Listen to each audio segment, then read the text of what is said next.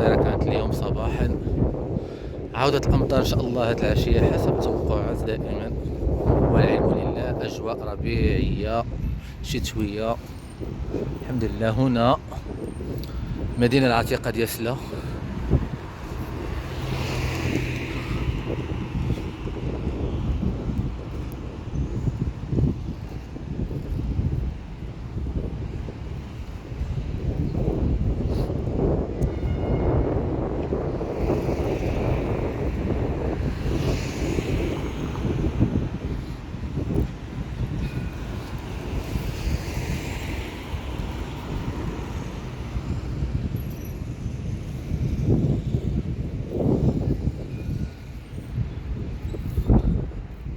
هنا باب المريصة، هنا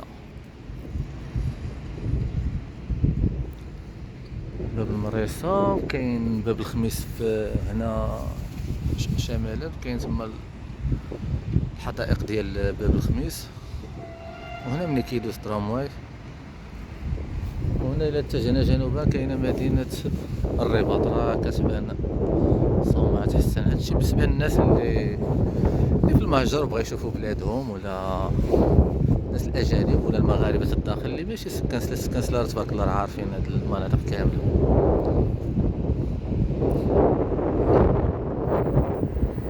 هذا لا ماشي هذا هو باب المريصه.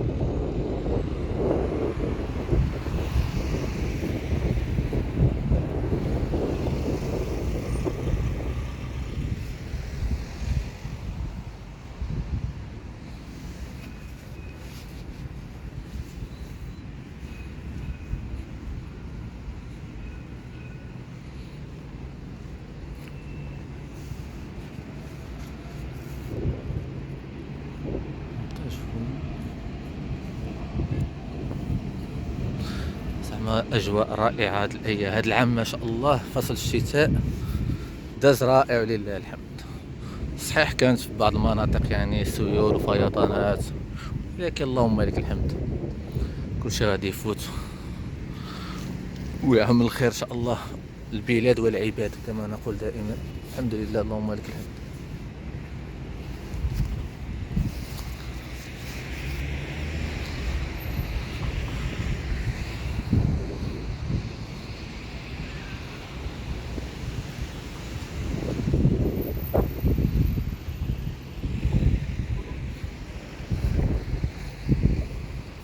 طبعا في الجهه الاخرى كاين واد ابو القرق، ان شاء الله مستقبلا سوف اقوم بتصويره. دابا راه واد ابو القرق راه يكون حامل دابا تبارك الله، يكون منسوب والحقينه ديال الواد يكون طالع بزاف. اللهم لك الحمد.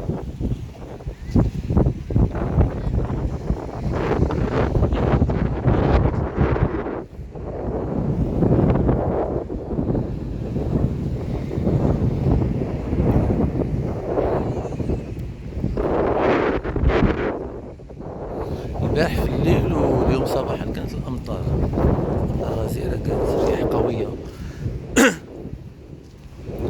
ولكن الان تحسن الجو، ولكن راه الجو بدات كتدخل عاوتاني الجبهه باش كنقولوا الجبهه الممطره.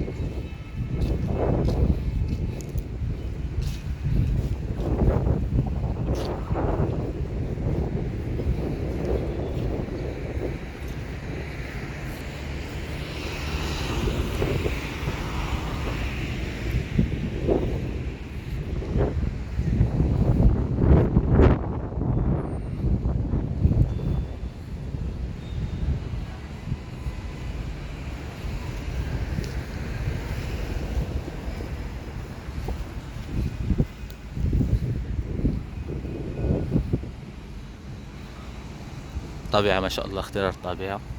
ولو ان يعني على طول السنه بصراحه تحيه العمال والمتخصصين في المساحات الخضراء، سواء هنا في مدينة السلام ولا مدينة الرباط. صراحة عناية تامة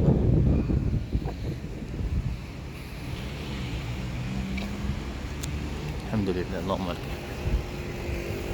وهنا مدخل المدينة العتيقة، أحد الأبواب. والسلام عليكم ورحمة الله تعالى وبركاته، إلى فيديو آخر، إلى اللقاء.